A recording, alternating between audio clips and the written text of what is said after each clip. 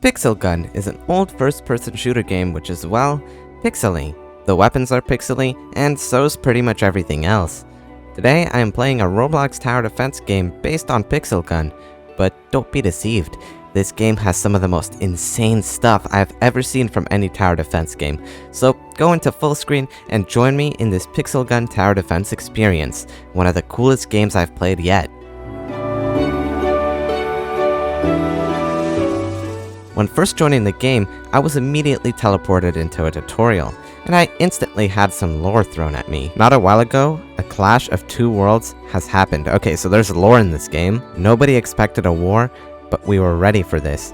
After a long battle, we have defeated them. Their weaponry seemed interesting, therefore we took it for our own use. The scarcity of weapons caused another war, but in this world, some of our oldest enemies were really interested in obtaining the weapons, and now they are invading us, and we have to defend. But before you begin commanding us, let me introduce you to the basics. Now I must mention, I recorded this video with voice normally, but I wasn't prepared for what I was about to experience, and I understood so little at first that I've decided that the video would be more entertaining to watch if it was a voiceover, and these take hours to edit and put together, so watching the full video and leaving a like would mean the world to me. Anyways, back to the tutorial.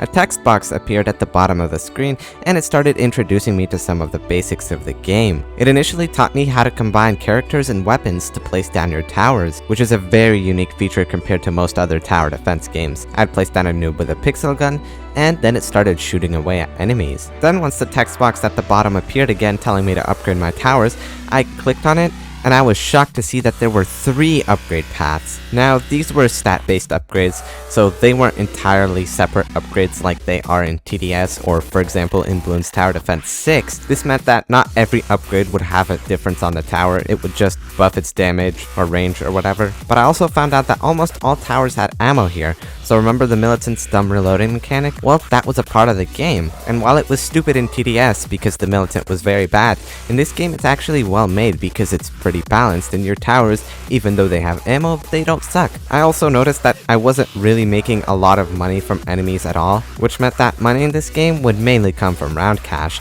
and also an extra special thing that you'll get to see later. I got introduced to camo enemies, which I'm quite used to because literally every tower defense game has those, but what I wasn't prepared for was camo levels. You see, my noob over here had camo 1. That means any enemy that was camo and had camo level 1, it would be able to see.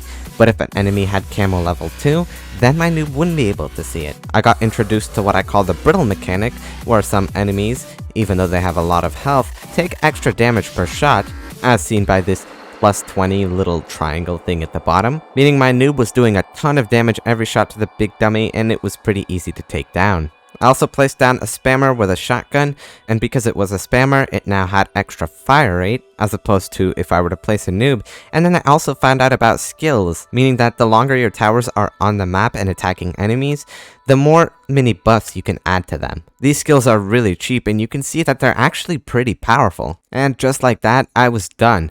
I received a medkit gadget, and I was sent back to the lobby. Now, if you don't know what gadgets are, in Pixel Gun they are essentially little abilities that you can use to help you out during a battle. So it was pretty much the same thing here. You could place down this medkit, and it would heal your towers from stuns. After exploring a little bit of the UI, I looked into the shop and found that there's a ton of stuff I can't afford.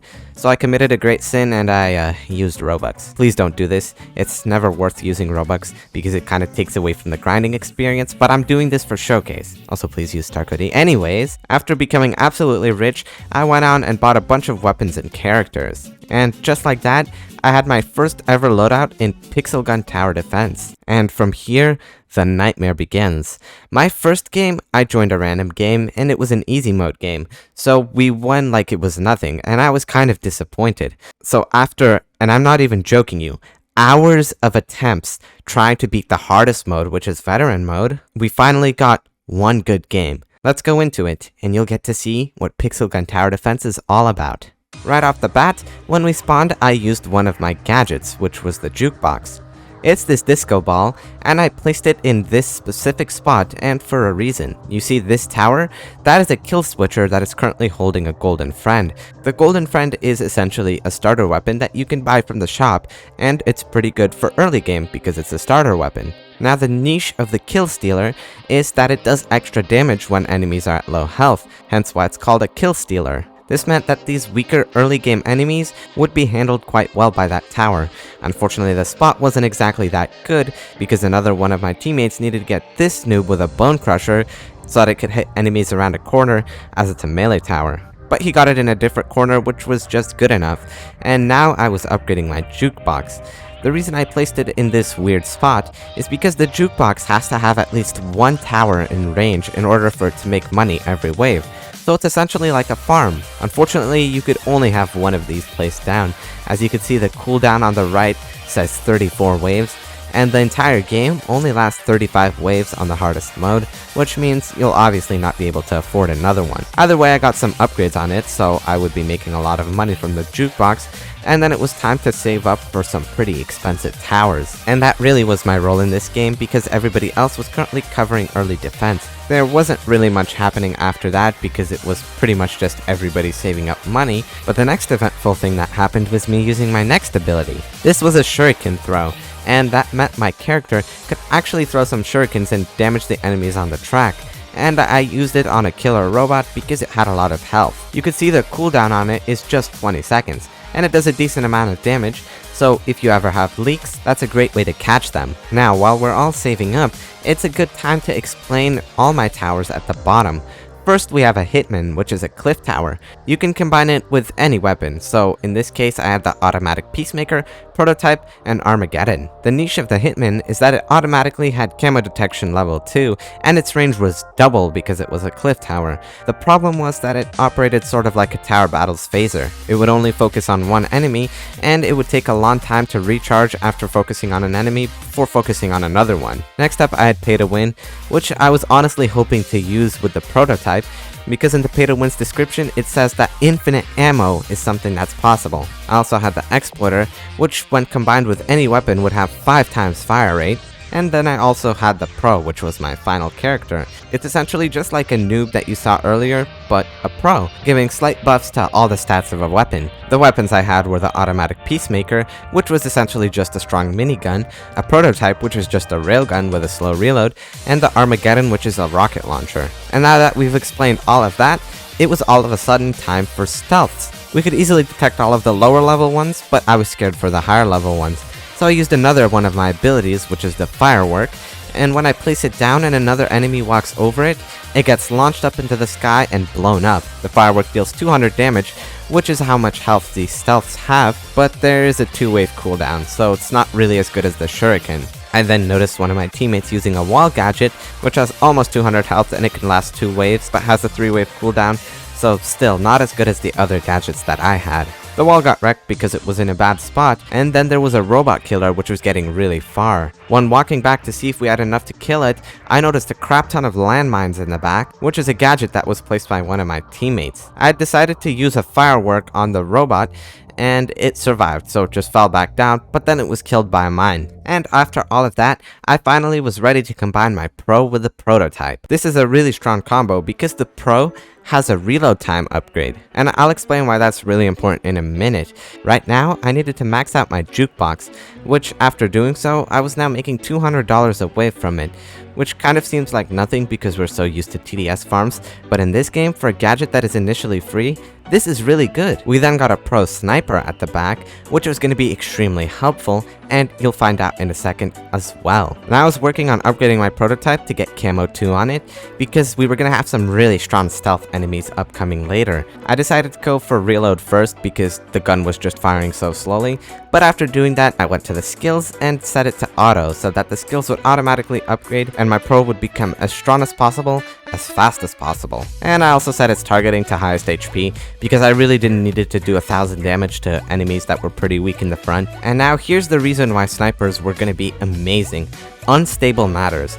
These things require a really strong shot to break their shield. They have 99% shield, so most fast fire rate towers that did a lot of DPS, like our automatic Peacemaker, would be doing absolutely nothing to it because of its defense. A strong shot from the Prototype, a sniper, or the exterminator lag switcher was going to be needed to take out their shield before we could effectively kill them. And placing pro snipers is really the best way to do it because they're extremely cheap. And I feel like now would be a good time to explain why I combined the Pro with the prototype and not, for example, the exploiter, which has 5 times fire rate. Why wouldn't I do that if it shoots much faster? Well, there's actually a difference between fire rate and reload. As I said, there is ammo. The fire rate is the time between each shot, but the reload is the time it takes to reset those shots, aka to get all the ammo back. This would mean that the exploiter was going to be OP, combined with towers that had a lot of ammo, like the automatic peacemaker, but it was going to be pretty useful when combined with the prototype, because the prototype only has 1 ammo.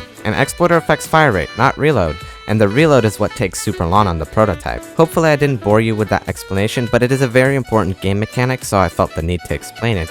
Anyways, let's continue. I was saving up a ton of money to get my pay to win plus prototype. And the reason I wanted to do this is, again, because it said that infinite ammo was a thing on the pay to win. And since the prototype has only 1 ammo and an extremely slow reload because of that, if I were to get the pay to win plus prototype, it would essentially be a very fast firing railgun, which is exactly what I was going to need because the fire rate on the prototype is actually pretty fast compared to the reload. So I placed it down and thought I really needed to upgrade, but there was one small issue that I didn't know at the time, and that's that there was no infinite ammo on this pay to win, because when combined with the prototype it would be too OP, so the devs balanced it out and removed that feature, but I had no way of knowing, so I just kept pouring money into it. But we were now seeing some pretty strong enemies like these undead enforcers, or some other fast ones like these, but we were also now seeing elite mercenaries. Everybody just wants elite in their game. First Tower Blitz, now this game, come on. These were pretty annoying because they had high defense, but we had strong towers, so we were fine nonetheless. My pro with this prototype reached his max skill level,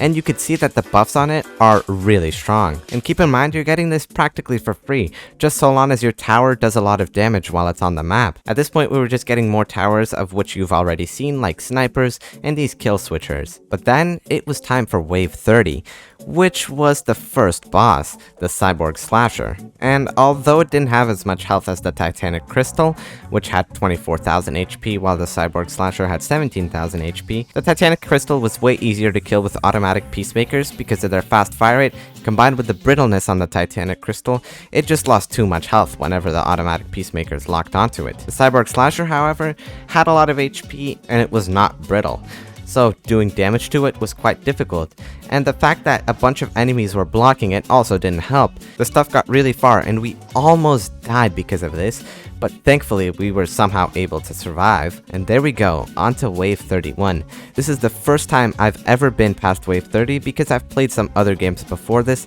but on all of them I've died to wave 30 because trust me, it's a very difficult wave. Now it was time for me to get an exploiter plus automatic peacemaker. This combo was going to be absolutely busted. Just take a look at the fire rate of this thing. Exploiter is really good with towers that have a lot of ammo, like the automatic peacemaker. As I said earlier, the exploiter does an amazing job when combined with weapons that have a high fire rate. In this case, the automatic peacemaker. I decided to upgrade it a bit, and obviously set its skills to auto upgrade, and from there it was a lot easier to handle enemies, although they still got really far because they weren't at all easy.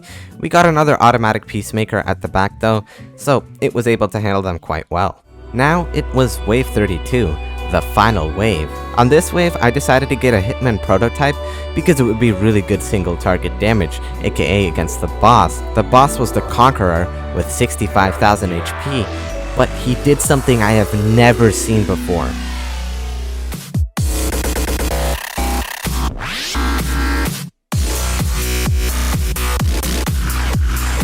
Yes, that is correct.